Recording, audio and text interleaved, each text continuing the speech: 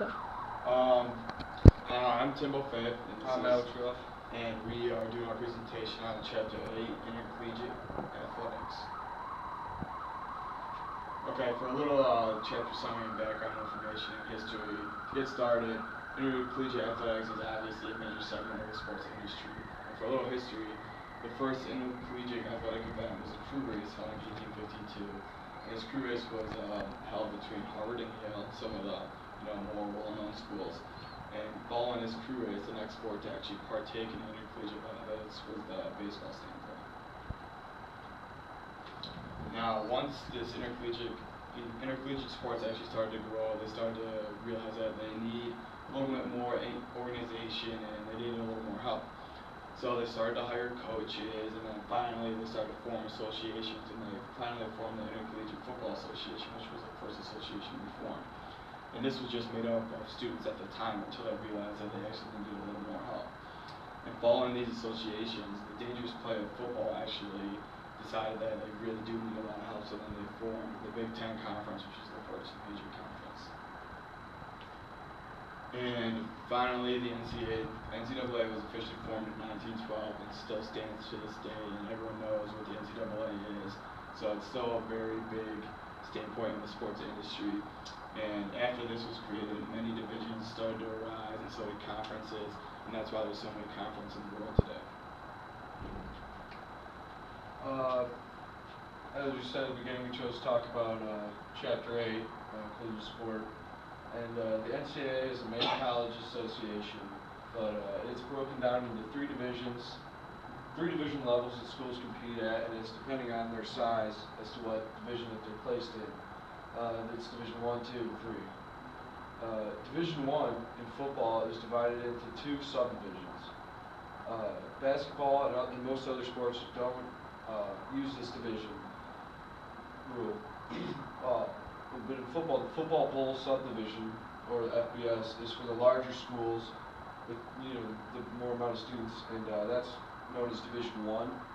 And then the other one is the Football Championship subdivision for the smaller colleges, and that's used to be known as Division 1 AA.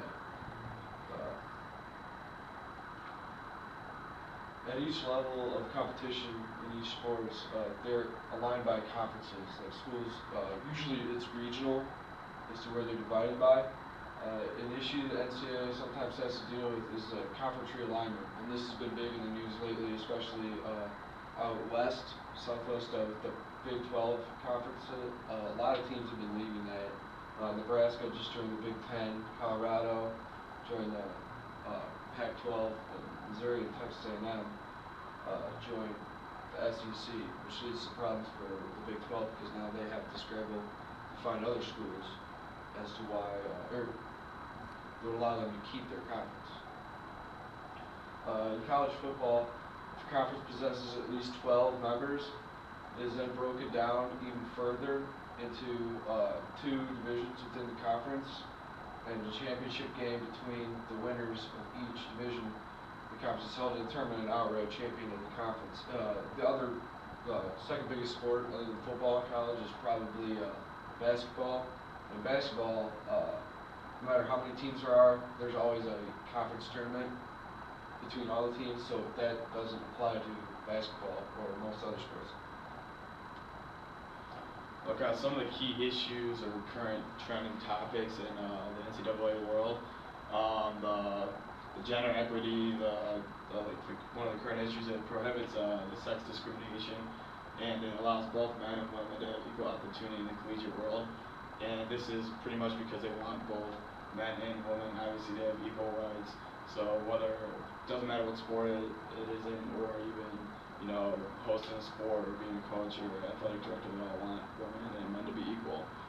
And also going along the same lines of that is the hiring of minorities that were in the fields of intercollegiate sports, and you'll see that in the past there have been a lot of predominantly white head coaching positions. You see it in the NFL as well, but also in collegiate sports. And we're trying to strive away from that, so both minorities and women have equal opportunity, whether it be in women's sports or men's sports. They just really want them to have equal opportunity, whether in salary and everything else.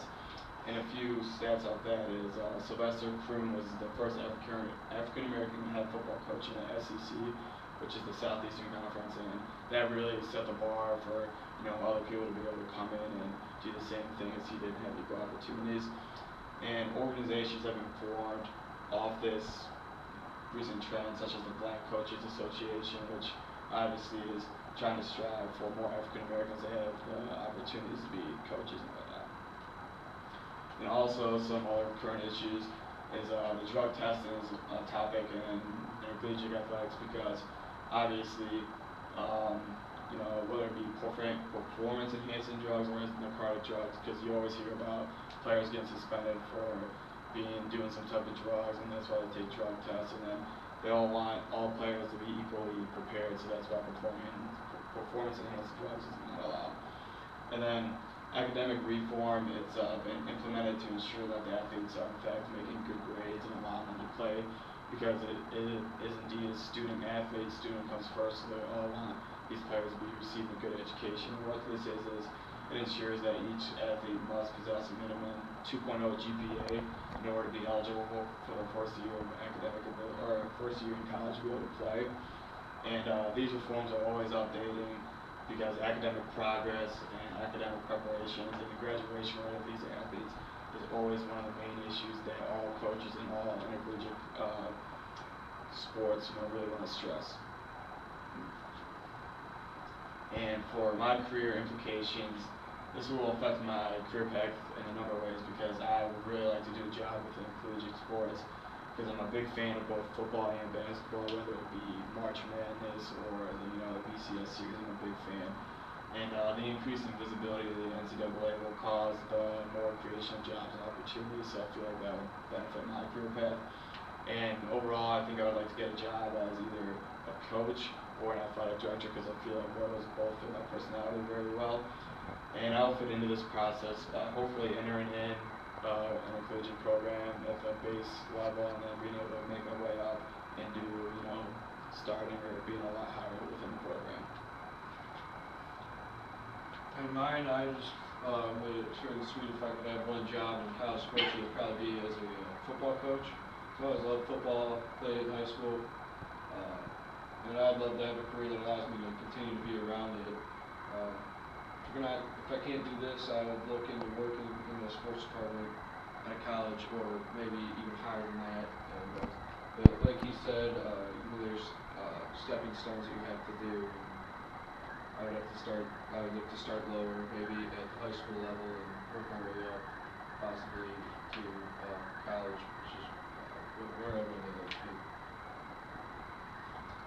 Okay, in conclusion, intercollegiate athletics is a major segment of the sports industry. And this industry and segment of intercollegiate athletics is always going to continue to grow, and we'll see many changes in the years to come. And overall, the college sports is a huge market and has a great impact on the sports industry. The end.